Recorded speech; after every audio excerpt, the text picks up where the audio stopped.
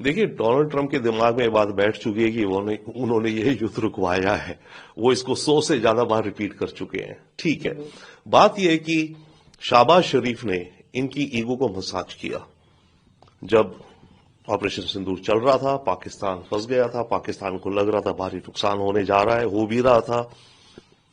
पाकिस्तान ने अमेरिका से बोला ये युद्ध रुकवा दीजिए प्लीज, क्योंकि अगर ये युद्ध रुका नहीं तो 35 मिलियन लोग, 3.5 करोड़ लोग मारे जाएंगे, चाहे दोनों तरफ, बट कोई भी जंग होती है इतनी बड़ी। तो उसने ट्रंप की ईगो को मसाज किया और बोला कि आपने ये जो जंग रुकवा दी, आपने 35 मिलियन लोगों की जिंदगी बचा दी। तो ट्रंप की पर्सनालिटी, उसकी ईगो के लिए तो बहुत बड़ी चीज है, इसलिए वो इस बात को बार बार दोहराता है। पर भारत की पोजीशन जो हुआ था उस पर बिल्कुल वही है जो हमेशा थी।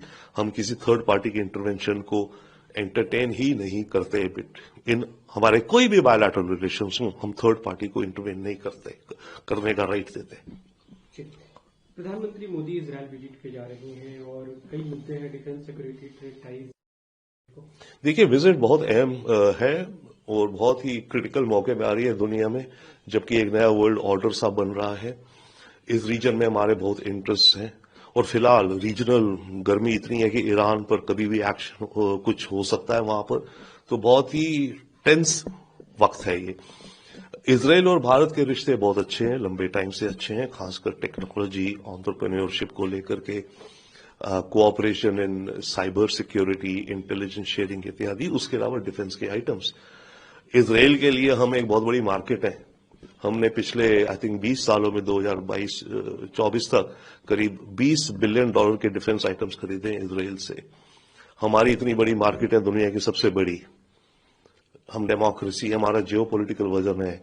इजराइल के इस समय दुनिया में इतने भारी भरकम नॉन वेस्टर्न वर्ल्ड में कोई पार्टनर नहीं है या कम है इस साइज के।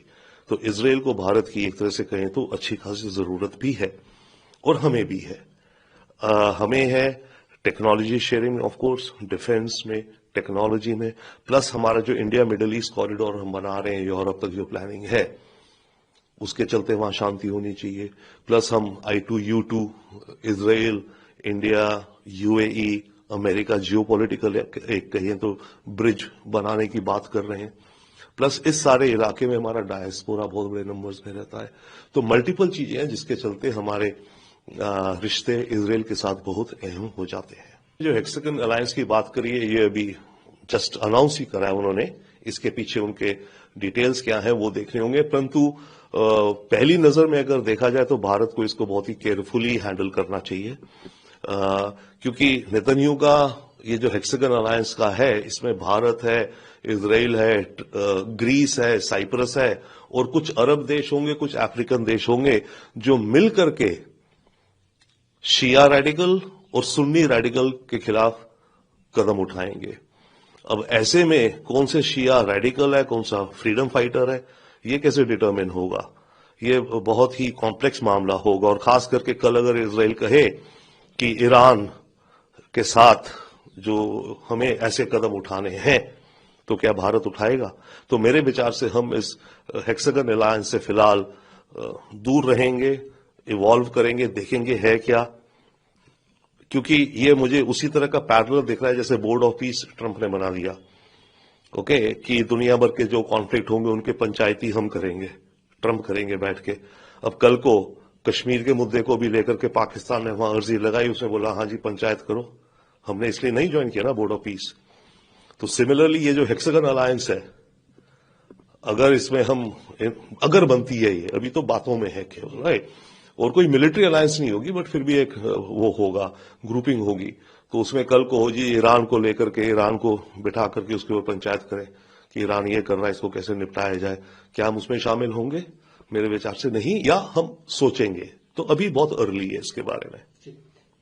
अनकंडीशनल यूक्रेन सीजफायर के मामले में यूएन रेजोल्यूशन पे इंडिया ने वोट करने से को लेकर के यूएन में जो रेजोल्यूशंस आ रहे हैं, भारत उनमें से काफी बार हम एब्सटेन करते आए हैं, राइट। और हमारा इशू ये है, जो हमें दिखता है कि जो रेजोल्यूशंस लाए जा रहे हैं वो एक पक्षीय हैं, वो प्रैग्मेटिक नहीं है अव्वल, एंड कई मुद्दों में ऐसा भी है कि वो उस देश की सॉवरेनिटी को क्लियर नहीं करते।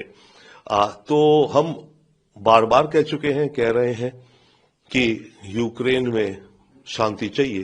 पुतिन से बात कर चुके हैं, हर बार बात करते हैं, ज़ेलेंस्की से बात करते हैं, राइट। और बात यह है कि जब तक एक प्रैग्मेटिक कदम नहीं आता सामने, क्योंकि ये कई रेजोल्यूशंस ऐसे आ रहे हैं, कई स्टेटमेंट्स ऐसे आ रही हैं कि आप रशिया को दबाइए, या रशिया की तरफ से आ रहे हैं कि यूक्रेन को दबाइए। हम दोनों तरफ से किसी के नहीं, हम पक्ष में हैं शांति के। तो ये जो रेजोल्यूशन था, मेरे विचार से हमारे फॉरेन ऑफिस को इसकी रेलेवेंस नहीं दिखी, इस कारण एब्सटेन किया गया।